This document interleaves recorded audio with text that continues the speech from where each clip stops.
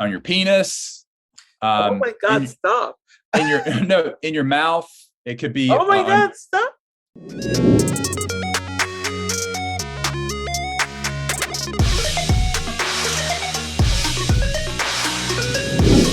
Hi everyone, and welcome back to Gustavo's World. And today we have again Dr. Carlton, and today we're going to talk about something really important, monkeypox.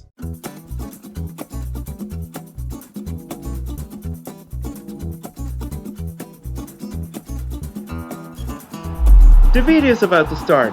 Don't forget to subscribe and turn on notifications. There we go!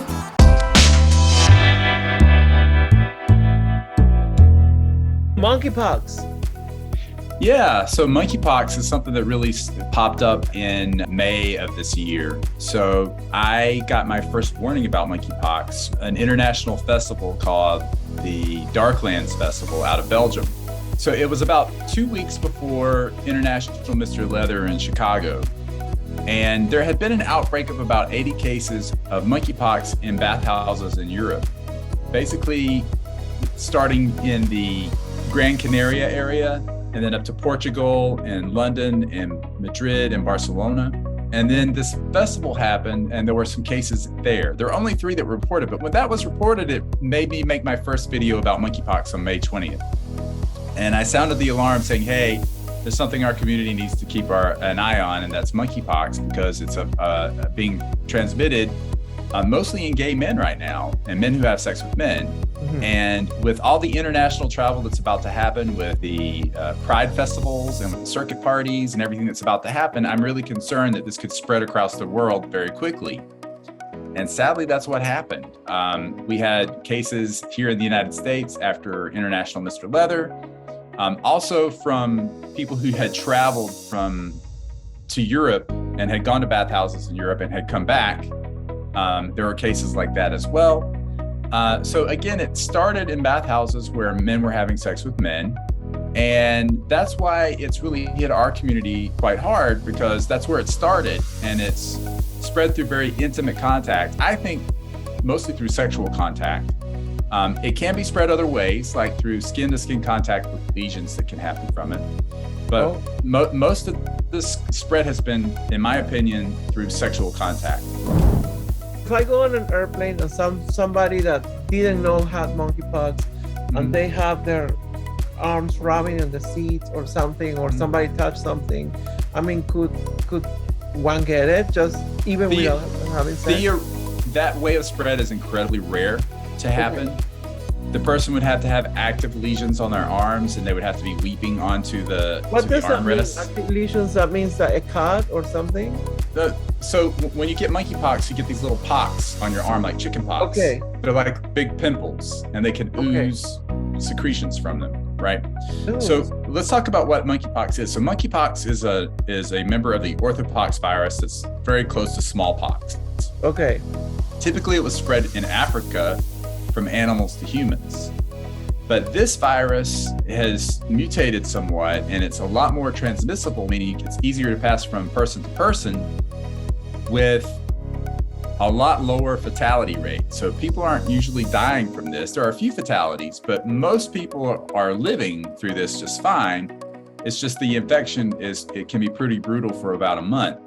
So when a person gets infected with monkeypox, anywhere from 7 to 14 days after the infection occurs, they start getting flu-like symptoms, body aches, fevers, chills, lymph nodes can pop up.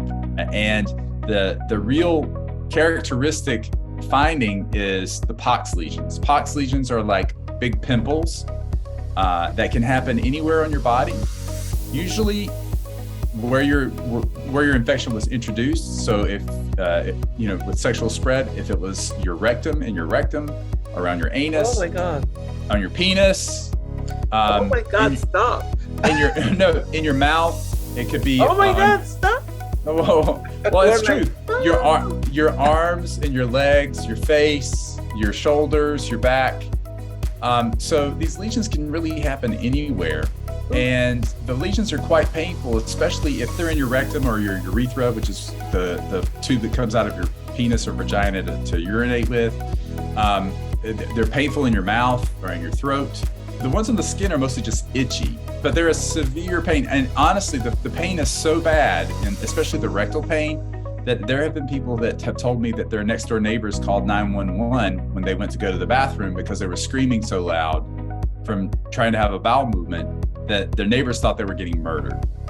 That's how bad the pain is. Theoretically, you can get it through contact with infected linens, like if you wore somebody's shirt that had monkeypox, or if you slept in someone's bed who had monkeypox and the linen wasn't changed. Oh my God.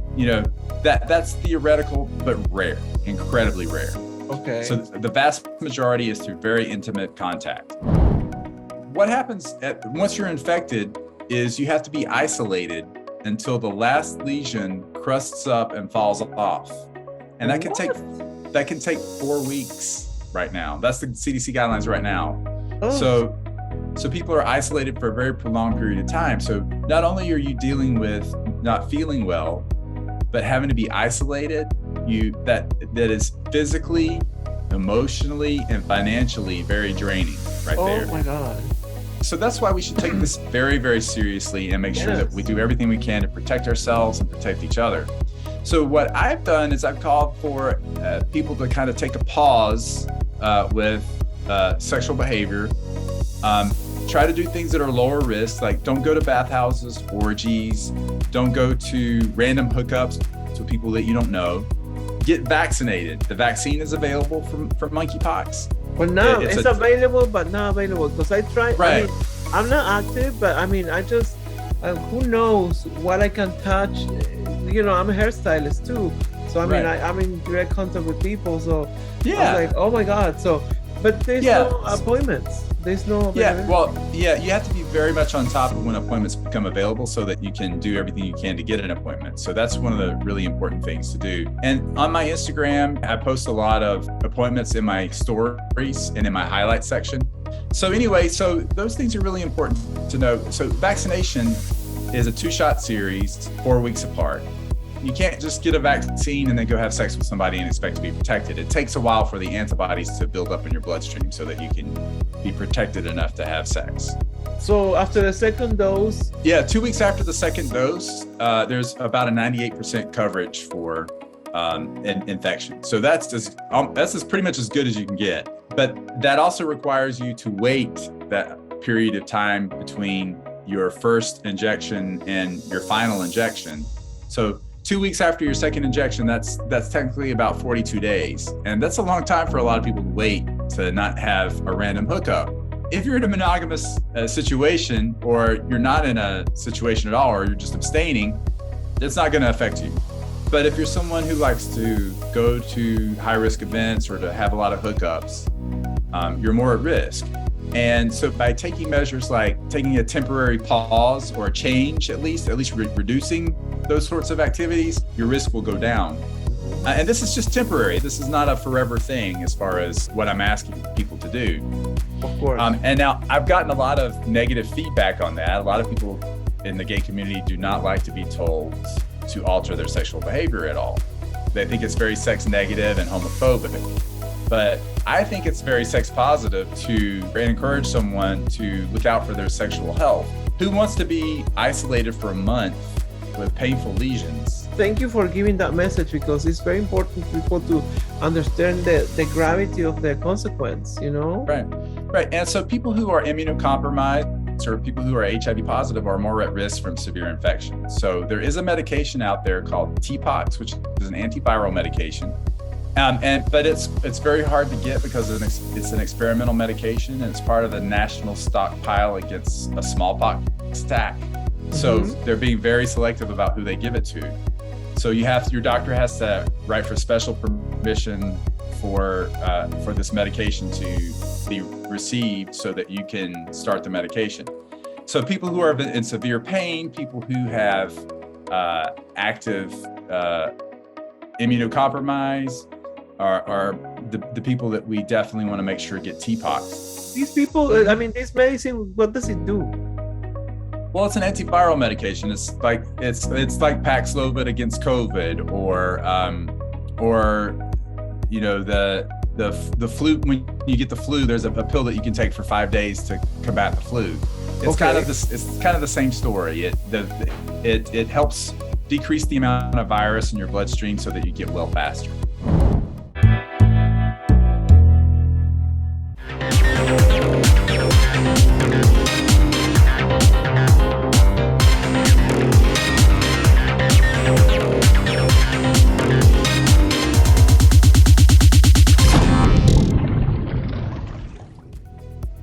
So when it comes to treating these infections, rest, hydration, adequate diet, pain control, Tylenol, Advil if you have minor pain. If you have severe pain, there's a medication called gabapentin that can be given that really decreases a lot of the severe pain. Dressing the lesions with bandages and a little moisture. So if you take, I have a dermatologist that I consulted with who told me that if you have lesions on your arm or your face or areas, you put a little dab of Vaseline on it and you cover it with a Band-Aid, it heals faster and it doesn't scar nearly as bad. The problem with a lot of these lesions is they're leaving very, very, very deep scars in people. And we're talking in places that aren't the most appealing place you want to have a scar, like your face or your penis or your butt. I'm wondering if that triple antibiotic cream that has a lot of oil. Yeah, like Neosporin, that is also helpful, especially if you have them on your penis, and especially if you're uncut and have foreskin, because a lot of bacteria can hide in there and cause what's called a super infection. So if you put a little Neosporin on those kinds of lesions, it's helpful as well. Okay. Yeah. So one of the things that you can do as a hair care professional is to wear gloves. So if you can tolerate wearing gloves while you cut people's hair, you're going to be fine because you're not going to touch them any other way. Right. So and wash your hair. Pedicure people or facialists or people that do eyelashes or whatever. Yeah, and wash your hands in between I clients. do all the time because I have to shampoo them. So yeah. And a lot of people think that this is spread, I can just have oral sex or I can just kiss someone. Well, no, it's still spread through that means too. So it's not just penetrative sex that happens that can spread this. So, and again, the CDC hasn't outright come out and said that this is infection from fluid. They're still sticking to intimate contact, but I think it's probably from the fluids. Well, Yeah. But again, there hasn't been a lot of scientific backup on anything. We're lacking a lot of data on antibody levels, on whether or not it's present in semen at a certain stage of infection or in your anal area, or in your saliva. So there's a lot of studies that still need to be done to get the data that we need in order to better understand this disease and protect other people. What else is there to know about this? If you have had the monkeypox infection, make sure that you give it time after the infection clears before you go out and have more exposure to folks. So how long does it have to be after the person doesn't have it anymore? Well, we don't really know. The World Health Organization recommends using condoms for at least 8 weeks after monkeypox. The insurance. So let's say that do you have to pay for these vaccines? Do you have to? No, they're free. They're free prescribed? They're free vaccines, so you don't have to pay for them. Okay. It's a local jurisdiction thing about how they're distributed, but a lot of larger communities make sure that we don't discriminate against undocumented people. And check the requirements of the vaccine site to see if they require an ID, to see if they require documentation of citizenship of the county or of the state or whatever. Right. So I think it's important because we're never going to completely eradicate this disease until we get everybody the vaccination that they need that's at risk. So I think it's incredibly important to get everyone who's at risk vaccinated. So whilst the vaccine is distributed in that generation, let's say that everybody in that generation got vaccinated, their children are not being born with those antibodies. They have to reapply the vaccine. Right, exactly. Just to make sure. So it's not that you inherit the vaccine into the next generation in your DNA. Exactly. So all in all, with monkeypox right now, it's something that we need to take action on. We need to be aware about. We need to keep our guards up a little while until we get vaccinated. But I'm very certain that things will carry on again back to normal at some point soon. We just need to get through this current time. And that's going to require more vaccination and some temporary behavior modifications so that we stamp this out. And I've been working really hard to get people vaccinated. I think I've gotten thousands of people vaccinated online through my Instagram. Ooh. I've gotten a lot of people treatment for monkeypox that needed it. There's a support group that's run through Instagram that I'm a part of. I don't run it, but I'm a part of it. And anytime someone comes to me who's struggling, I put them into that Instagram. So another thing is this whole idea of pain control for monkeypox is so difficult. One of my followers on Instagram was a nurse anesthetist student, and he had the severe pain, and he asked me, hey, I've gotten really good relief from this one medication. Why don't you tell people to try it? And I told all the people on my Instagram who were suffering about this medication, and they came back to me the next day and said, oh my God, my pain is 75% better from this one medication. So I took all this information and I formulated it in an email and sent it to the CDC.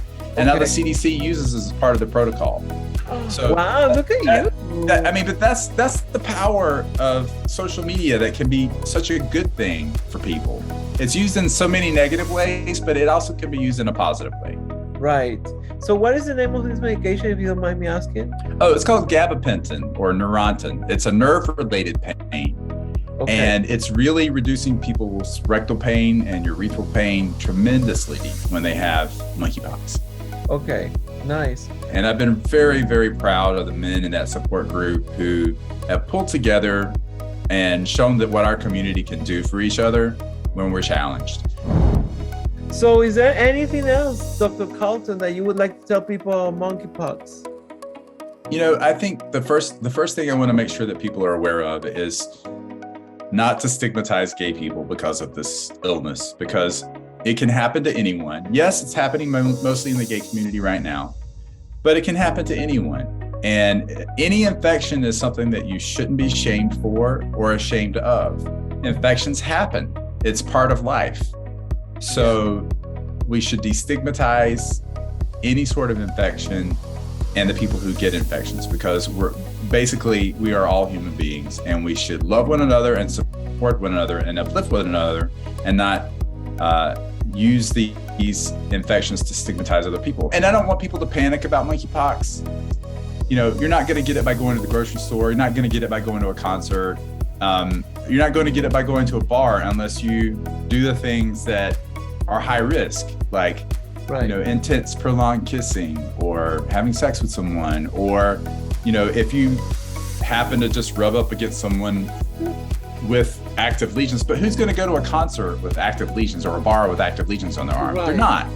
So I don't want people to panic over that right now. Until we see a shift in the numbers, there's no need to panic right now. Right. I'm a little bit alarmed, but as you say, it's something that is gonna pass. We all should be alarmed, and we all should be aware, but know that there's actions we can take to prevent this, and there's treatment for it. It's not a deadly disease, but it's a very painful disease, and it's something that you don't want to get if you can avoid it. Wow. All I have to say is I'm more clear about monkeypox. I'm more clear about all the other stuff we talked the other day. I can't wait till I do my piece on colonoscopy and why is it so important. Because people don't understand why it's so important. Absolutely. Prevents colon cancer. So that's why it's important. Duh. Yes. Thank you so much for having me.